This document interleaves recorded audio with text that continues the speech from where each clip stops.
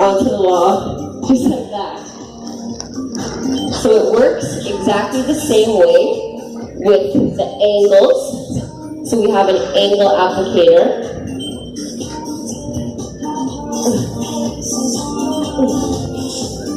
Sticking it inside our angle and applying our mud just like that. So for corners, I always use paper tape. It stands up the longest, it just kind of works the best for me. So we take the tape and we pre-crease it for the angles.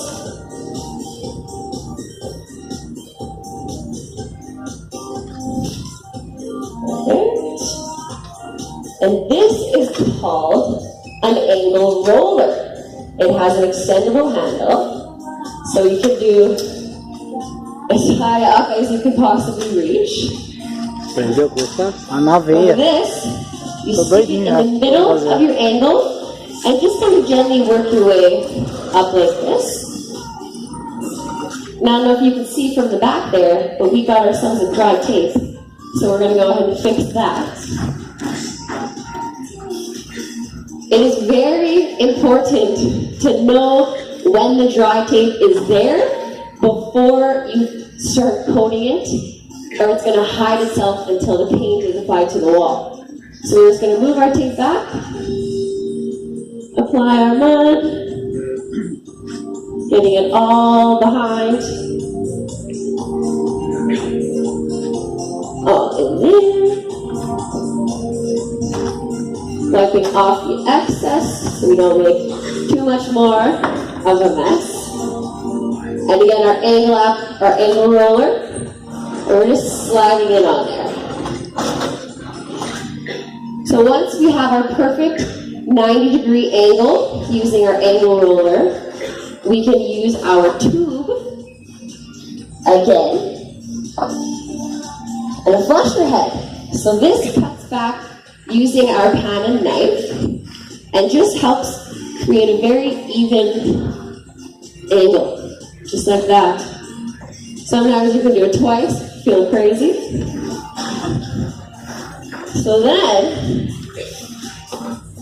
we have our angle tape, we have our flat tape. It would now be time to do our butt. So if we had a butt, we'll say that our butt is right here. That's when two end pieces of drywall meet each other. So we're just gonna put some mud on the wall there. Use our paper tape. Again, making sure it's nice and straight. And wiping off any excess mud.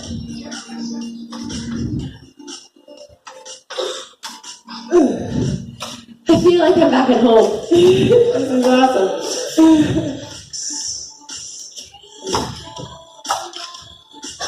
Dry tape. Peel it back. When I wiped too hard on there, which is why I said I don't generally like to do this, because I wiped off too much mud. Now I gotta go back and apply some more. Oh.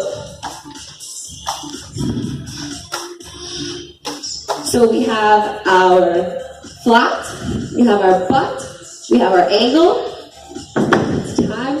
Put it right in there. And we simply, well, I need more mud. Sorry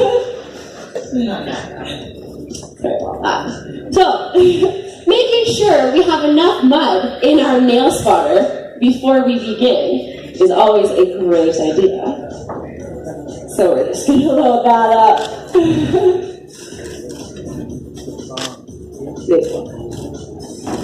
Oh, right.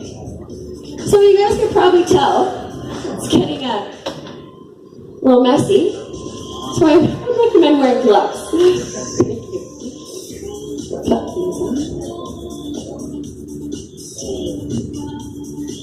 So we have our nail spotter.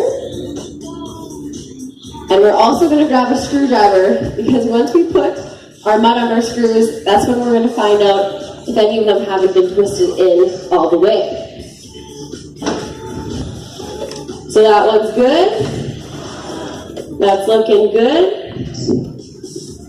I don't have a good feeling about these ones over here. So instantly my nail spotter stops because my screw is not screwed in all the way, and that's going to end up cutting my blade. So you just take a screwdriver and just simply screw it in. And give it another roll. Perfect. So in the situation where you have a spot like this where it's rough, you simply add mud to it. Take the end of this, you bang it in. Perfect. So screws will all get done 3 times. It takes 3 coats of mud to make sure that they are completely covered, and once your wall is painted, you're not going to see any of that. Split this off. So we have all of our tapes on. We have our first coat on our screws. Now we're going to do a coat on the butts.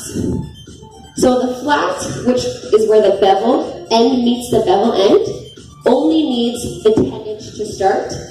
But the butt, since it's a little more rough, 2 coats. Twice as wide.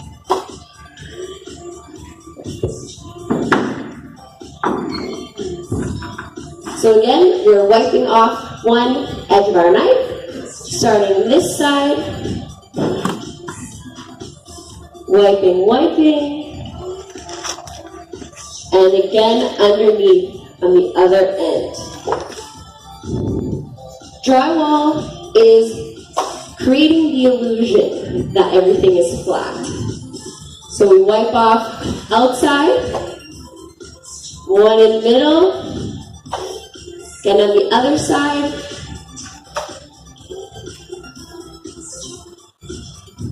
and voila. So that is a butt.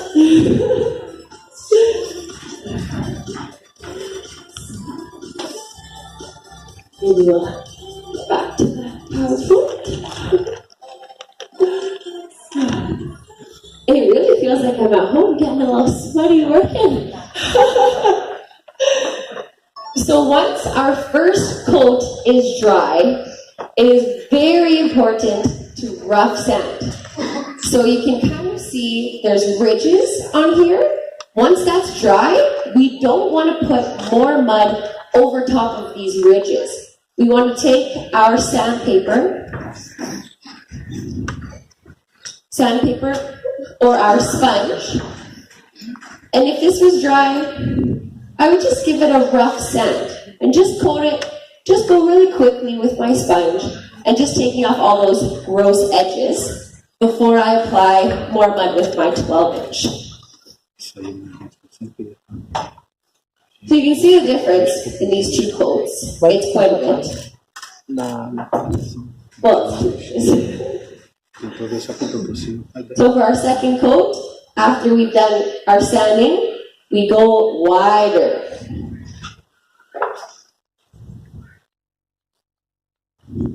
Just to really help blend in that hump that the butt has created. Keeping a clean knife, very important. If I was to be working like this, like this, like this, like this, it's not good. Clean lines is the goal. So wiping the outside, wiping the middle, working our way out until it's nice and smooth. And it would be the same exact thing with the flat. We would just go a little bit wider each time. So those would be pretty much the basics of coating. And that is if you walk into a job and it's good boarding. Let's say we walk into a job and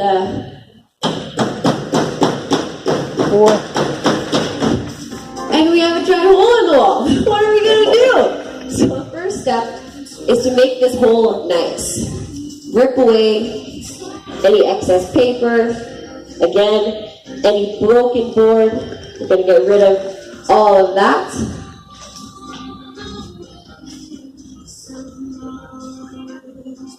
And there we go. So then we take our piece of drywall. We're going to measure. This is about 4 inches by 4 by 4, not a bad hole. So we take our piece of drywall. We are going to cut the back of it.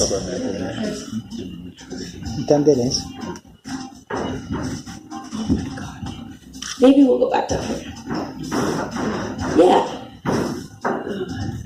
Okay, so 4 inches. Uma agilidade. 4 inches. Little space.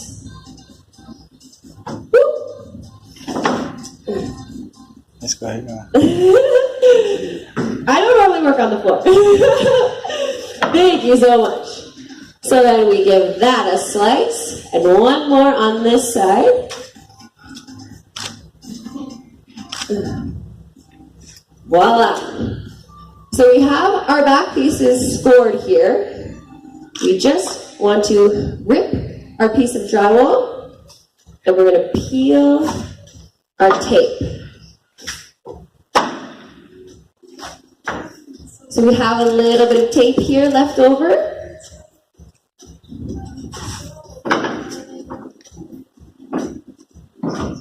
And tapes on this side as well.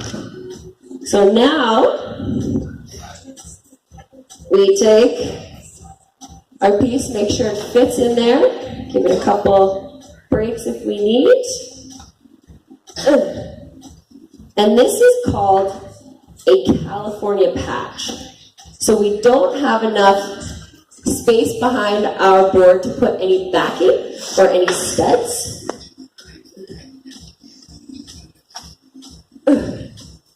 So then we can stick. This is still a little too big.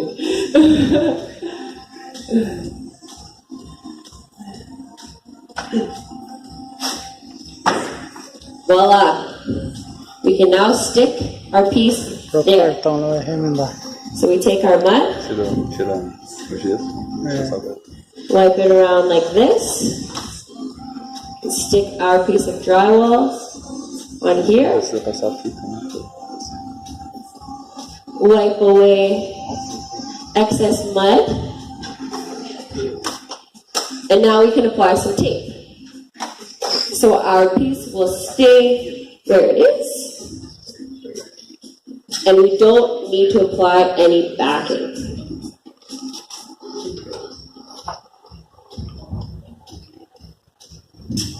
Wiping away our excess, putting more mud underneath, more mud up here where our paper ends, and one at the top.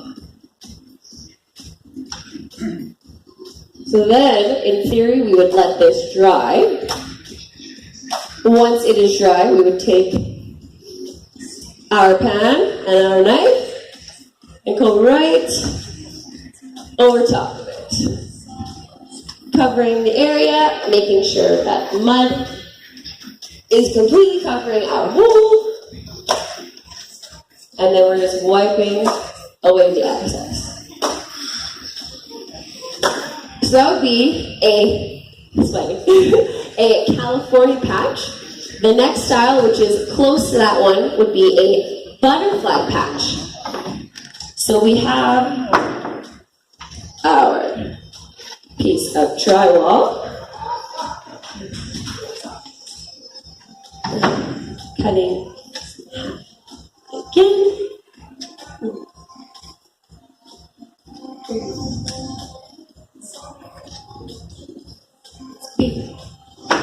So now we can take a piece of tape.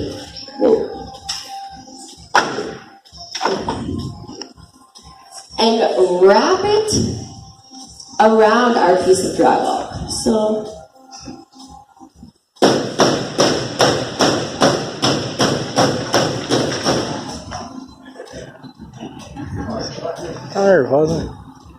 roofing that away, all our gross spaces. So our piece goes here.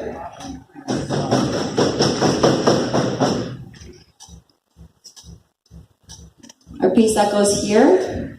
Putting the tape behind here allows us to install this board without having any backing again. So now we will take our mud again.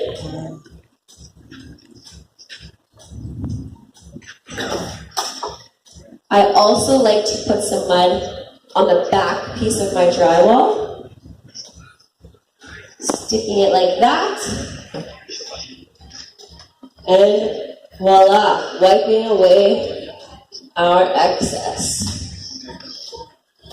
At this time, I would also put some more tape on top of it. So we would put more mud here.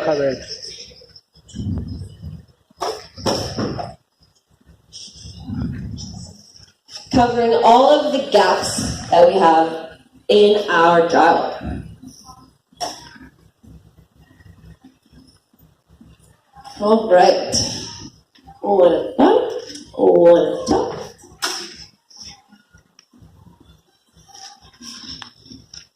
Wiping away. Oh, I missed that one. There we go. Wiping away. Wiping away. And again, once that piece is dry, taking our knife and just going right over top.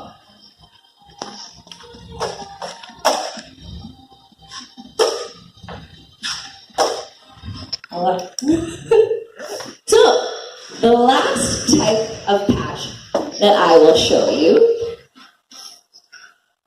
is another piece I found yesterday, which is fiber tape. So again, making a hole in our wall, ripping away any gross pieces. And now all you need to do is peel this back.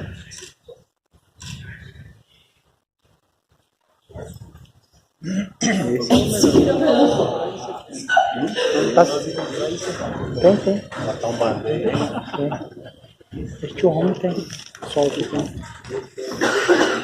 Taking our mud, wiping over top, wiping off our outsides.